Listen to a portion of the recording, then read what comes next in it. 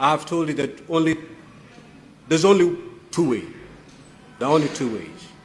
You either read as prescribed, walk in and take your seat, or you don't read as prescribed and you walk out until such a time that you'll be ready to read the oath as prescribed. Which way do you want to go?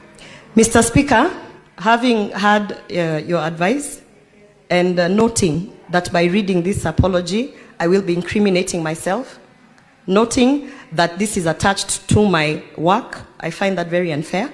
Mr. Speaker, I stand by my dignity and I stand by where I am, and I have no option. Where you have left me, I have no option but to walk away from my duties, because I cannot read an incriminating statement on a matter that has not been investigated.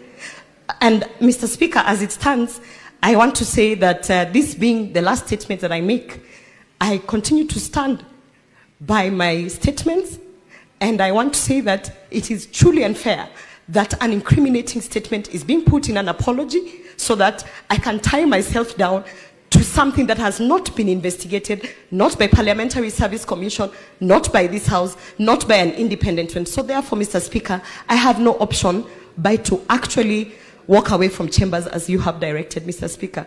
And having said that, I would also want to inform this House that it is happening to me now, but it is going to happen to you in the future, because I am not fighting anyone. I am actually saying I reported a case, it has not been investigated, and the powers that be are actually influencing a process so that I can incriminate myself and therefore perjure myself in a court case that is ongoing. I find this very unfair, and this being the upper house, Mr. Speaker, I want to say that I'm disappointed, and I want to say that I am not going to trade a salary for something that has not been investigated.